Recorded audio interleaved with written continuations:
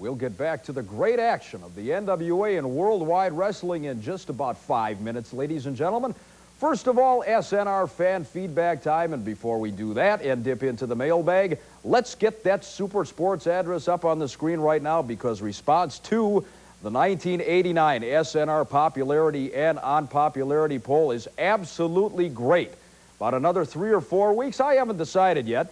You send me a list of your 10 favorite and least favorite professional wrestlers. They don't have to be actively competing. You can go back to the 1950s or 60s or last Tuesday or wherever you want, but send me a list of your 10 favorite and least favorites, and down the road in a few weeks we will announce the winners and losers here on SNR. As I said, response has been absolutely great. You wouldn't believe who's leading the unpopularity poll right now.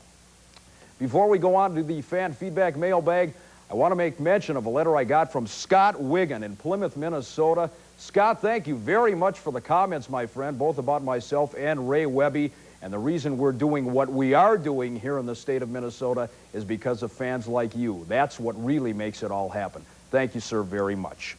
Now then, ladies and gentlemen, from Michael Ryan of Winthrop, Minnesota. Michael wants to know a two-part question. First of all, what happened to the British Bulldogs? Dynamite Kid and Davey Boy Smith, they are up in the Calgary Stampede area, and they're feuding with each other, are the British Bulldogs.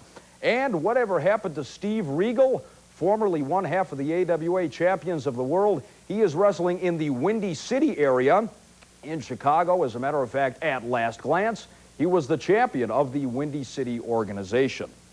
From my friend Ron Trelstad, Ron wants to know, first of all, he's got some comments on Double Vision, whom I had here on the program a few weeks ago.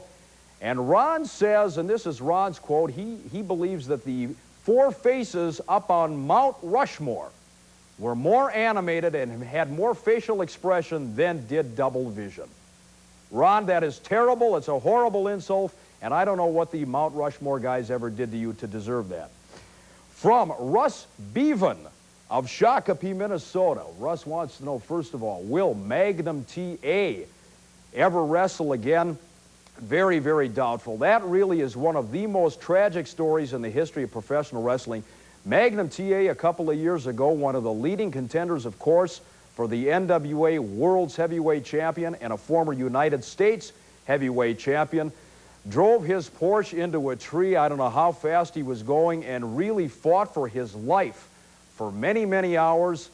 Nobody thought Magnum TA would ever get up on his feet and even attempt to walk again. It is one of the great stories as far as our rehabilitation is concerned, showing the real heart of Magnum TA. As many fans know, he's still paralyzed in one side, leg and arm, and seriously, we don't think Magnum TA will ever wrestle again. But what a comeback just to be alive and up and moving. Wants to know also, does Russ, is Billy Jack Haynes' promotion up in the Oregon area still in operation? No, it is not. Billy Jack tried to go head-to-head with the long-established Don Owen promotion up in the northwest part of the country and failed miserably, went bankrupt in the process, and just recently Billy Jack has apologized publicly to the fans and Don Owen, and he's back in action wrestling for Don Owen in the Portland area. From Steve Charles of St. Paul, Minnesota, a lot of questions. Got to get to him quickly. First of all, he wants to know, why is Frank Dusek called captain? I don't know. I'm assuming he has some military background. He wants to know if anyone other than Frank Dusek looks worse in a jacket and tie. Take a look.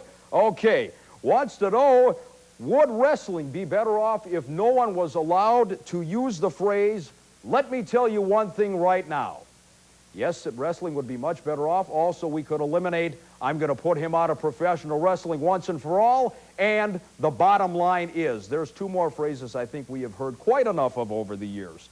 Finally, from Randy Kitzman from Minneapolis, Minnesota, Randy wants to know, was there ever a battle royal held for midget wrestlers? Yes. Back in Ames, Iowa, they had an Under the Bottom Strand Battle Royal. If you have a question or comment about professional wrestling, there's the why did I do that? The SNR fan feedback address is on your screen. Do it to it. Let's have that two-way communication. Drop me a line. Send the popularity poll to Super Sports. Do it to it. Let's get back to the great action of NWA Worldwide.